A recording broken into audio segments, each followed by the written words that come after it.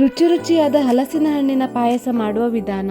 ಬೇಕಾಗುವ ಸಾಮಗ್ರಿಗಳು: 1 ಕಪ್ ಬೇಯಿಸಿದ ಹೆಸರುಬೇಳೆ, 1 ಕಪ್ ಸಣ್ಣಗೆ ಕಟ್ ಮಾಡಿರುವ ಹಲಸಿನ ಹಣ್ಣು, 5 ಬೀಜ ಬಿಡಿಸಿಟ್ಟ ಖರ್ಜೂರ, ಸ್ವಲ್ಪ ಗೋಡಂಬಿ ಮತ್ತು ಬಾದಾಮಿ, 2 ಸ್ಪೂನ್ ತುಪ್ಪ, 1 ಕಪ್ ಬೇಯಿಸಿದ ಶಾಬಕ್ಕಿ, 1 ಕಪ್ ಪುಡಿ ಮಾಡಿಟ್ಟ ಬೆಲ್ಲ, ಅರ್ಧ ಲೀಟರ್ ತೆಂಗಿನ ಹಾಲು. ಇವಾಗ ಹಲಸಿನ ಹಣ್ಣಿನ ಪಾಯಸ ಹೇಗೆ ಮಾಡೋದಂತ ನೋಡೋಣ. ಒಂದು ಪಾತ್ರೆಗೆ 2 ಸ್ಪೂನ್ ತುಪ್ಪ ಹಾಕಿ ಗೋಡಂಬಿ ಬಾದಾಮಿನ ಫ್ರೈ ಮಾಡಿ.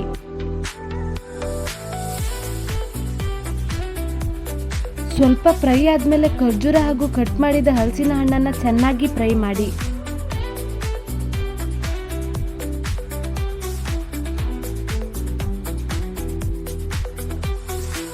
ಆಮೇಲೆ ಬೆಲ್ಲ ಹಾಕಿ ಮಿಕ್ಸ್ ಮಾಡಿ.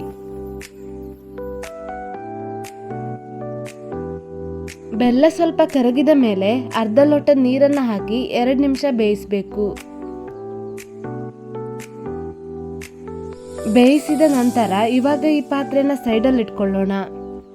ಈಗ ಇನ್ನೊಂದು ಪಾತ್ರೆನ ಸ್ಟವ್ ಮೇಲೆ ಇಟ್ಟು ಬೇಯಿಸಿದ ಹೆಸರು ಬೇಳೆಗೆ ಅರ್ಧ ಲೀಟರ್ ತೆಂಗಿನ ಹಾಲನ್ನ ಆಡ್ ಮಾಡಿ ಇದನ್ನ ಈಗ ಚೆನ್ನಾಗಿ ಮಿಕ್ಸ್ ಮಾಡ್ಕೊಳ್ಳೋಣ. ಈಗ ಇದಕ್ಕೆ 1 ಕಪ್ ಬೇಯಿಸಿದ ಶಾಬಕ್ಕಿ ಹಾಕಿ ಗಂಟಿಲ್ಲದ ಹಾಗೆ ಮಿಕ್ಸ್ ಮಾಡಿ. ಆವಾಗ ಸೈಡಲ್ಲಿ ತೆಗೆದಿಟ್ಟಿರುವಂತ ಇನ್ನೊಂದು ಪಾತ್ರೆಯ ಮಿಶ್ರಣವನ್ನ ಈ ಪಾತ್ರೆಗೆ ಚೆನ್ನಾಗಿ ಬೆರೆಸ್ಕೊಳ್ಬೇಕು.